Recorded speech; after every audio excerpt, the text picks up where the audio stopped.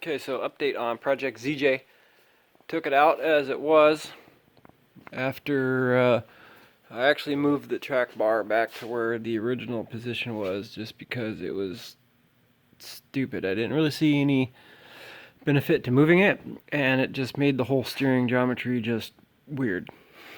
So what I'm doing now is installing the 3.5 or 4 inch longer shocks I finally got from Rough Country because it took forever.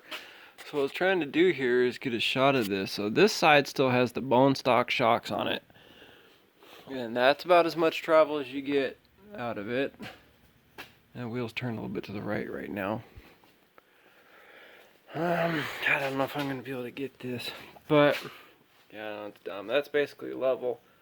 You can see the level of the tube, so you do get more bend and flex travel room out of it. I think I'm actually gonna have to put some limiting straps in this. Most likely it'd probably be the smart thing because the track bar is, it's bottomed out there and it feels like it's stressing out here. So I think I'm gonna end up getting the Rough Country track bar drop and just eliminate this stock stuff altogether.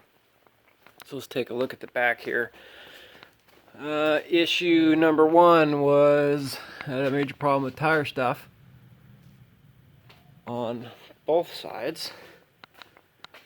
So what my solution was, well, not really my solution, but the fucking this thing, whatever the hell this is, the ratchet strap, kept the springs from rubbing. And I mean, it's tight, it's not very tight. But my solution for this was to get a set of wheel spacers, which are from Rough Country. Now, I'm not sponsored by these guys, it's just the cheapest, most economical. So I actually just bought these off eBay. It's like $60 for these. This is 1.5 inch. I only got them from the back because I'm trying to stay as low budget as humanly possible here. Still with the car and the tires and all the suspension stuff, I'm still under about $1,000. I'm about $950. So that's about where I want to be.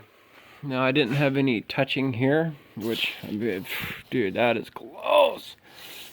I did flex it out a little bit. Now, just due to the way that the arms are, it pivots up and down, so it doesn't go forward and back anymore. It's just like a pivot.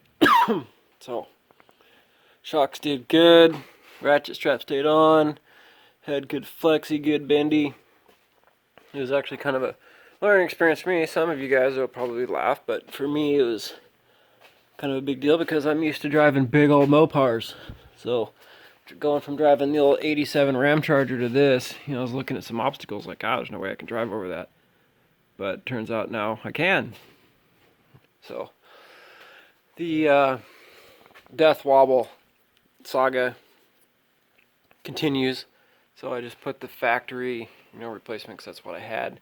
I did end up with some Death Wobble a little bit, but it wasn't terrible. If you were just a normal person, never experienced it before, you'd probably die.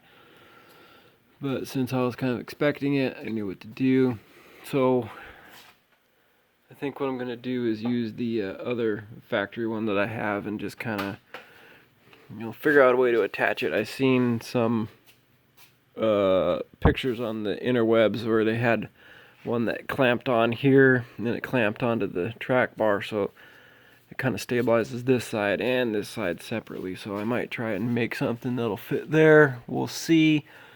The other option is to get a car trailer and never let it drive on the road again, which is probably the best bet because driving this thing with no sway bars and the steering stabilizer problem is terrifying. Another thing I got to do is I got to get in here and replace these U-joints, which is not a huge deal. I only took it out and probably put, I don't know, probably 5 miles through the woods through it. The bungee cords that are holding the brake lines worked. Didn't have any rubbing. Low budget. So let's see here. On this side, this one's turned to the right. We got some nice clearance there. On this side, it's not too tight. Still got plenty of room. So we'll see how this continues here when I get this other shock in.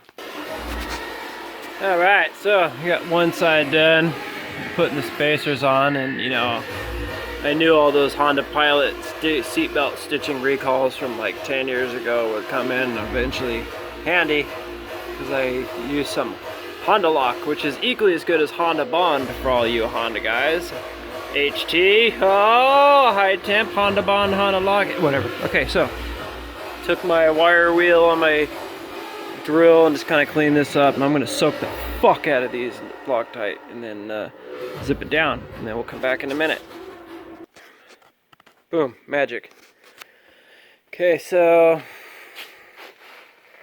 got the wheel spacers on, got the shocks in. Now this track bar is going to be a problem. You can tell just from the amount of extra flex that we get from the new longer shocks that we're going to have to modify the track bar. Not an immediate problem, but it's going to become a problem. So, let's see if I can get this to close. I'll do a walk around here. Oh, boo-boo, alcohol.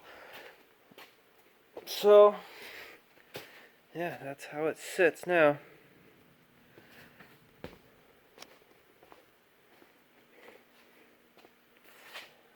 It's a little close on the front, but it doesn't touch.